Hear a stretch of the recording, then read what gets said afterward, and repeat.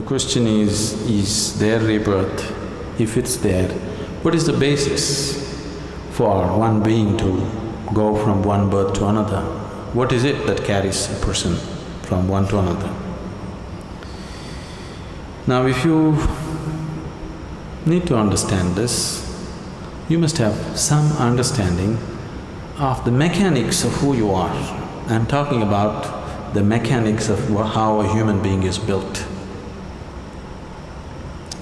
See, when you say I'm a human being, the outermost periphery is the physical body. In yoga, we look at everything as body because it is easier for you to understand that way. So we see the body as 5 dimensions or 5 sheets. Physical body is known as Annamaya Kosha.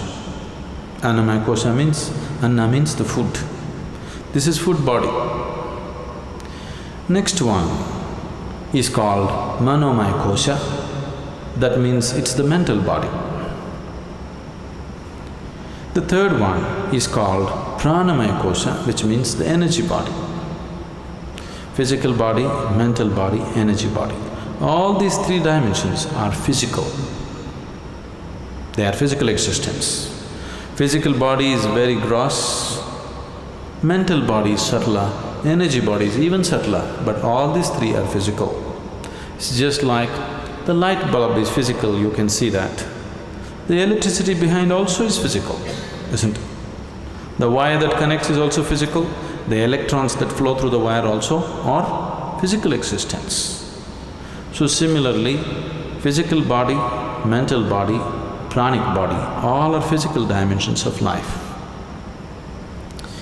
This physical dimension of life, both in all these 3 dimensions, carries the imprints of karma. On the body it is imprinted, on the mind it's imprinted, and on the energy it's imprinted.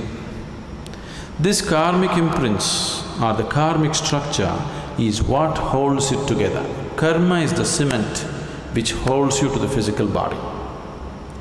Karma is the bondage, at the same time it's only because of karmic stuff you can hold on to the body and be here. This is where spirituality seems to be difficult because if you try to take it away, it doesn't work. If you try to add, it doesn't work. You need to be just there. If you're just there, it's a moment. Now, the next 2 dimensions are called Vijnanamaya Kosha and Anandamaya Kosha. Vijnanamaya Kosha is non-physical but related to the physical. It is like a transient state. Anandamaya Kosha is completely non-physical. So, Vijnanamaya Kosha and Anandamaya Kosha means it's the bliss body. There is a bliss body inside which is 100% non-physical. It has no form of its own. Only if the energy body, the mental body and the physical body are in shape, it can hold the bliss body in shape. If these things are taken away, the bliss body will just become a part of the cosmos.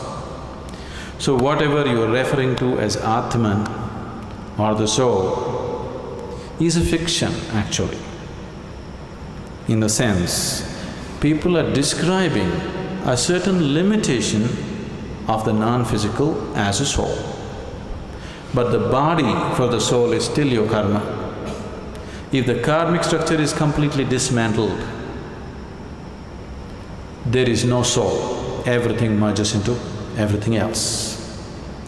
What is referred to as Mahasamadhi or Mahaparinirvana is just this, that you slowly understand where the keys are and dismantle the karmic structure so that you become truly no more. When somebody dies, we say, this person is no more. That's not true. That person is no more the way you know them, but they still very much exist. Now if you dismantle the karmic structure 100%, now you merge with the existence. This is what is referred to as mukti, mahasamadhi. In Hindu tradition it is referred to as mukti. In yogic tradition it is referred to as mahasamadhi. In the Buddhist way it is called as mahaparinirvana. generally in English we are saying liberation. Liberation means becoming free from the very process of life and birth and death. Liberation means becoming free from the basic structures of body and mind. And for all this, the karmic structure is the strings which hold these things together. So when a person dies, obviously the physical body is something that you borrowed from the earth. This body is just earth, isn't it? You understand? This physical body is just a piece of earth which is right now prancing around like this. But you have to pay it back, atom to atom, no interest though. But you have to pay back every atom. You won't be allowed to carry a single atom from this planet. Nobody has managed it.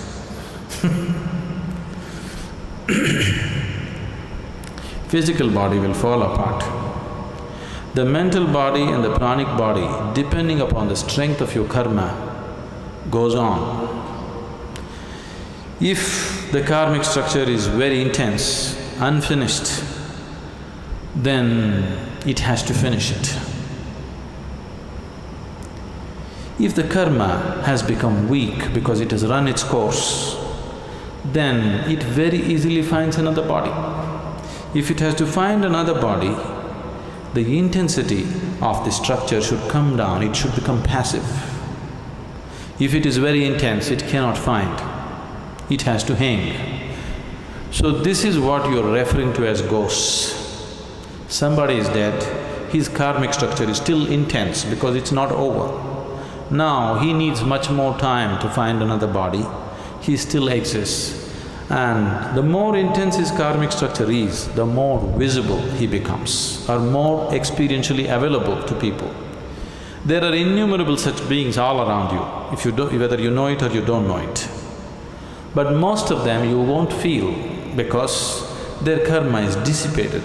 They're just waiting for more dissipation before they find another body. But if their karma is very intense, this is why they told you in the tradition, if somebody dies unnaturally, either by accident or suicide or some other way, they will become ghosts. It is not so, everybody becomes. It is just that they are more experienceable. They are more available to your experience because they have more intense karmic structures. So you people may experience them little more than other beings who die of old age. If one completely completes his allotted karma for that life, he will die just like that, without disease, without accident, without any injury. When one dies simply like that, that person may find another body within hours.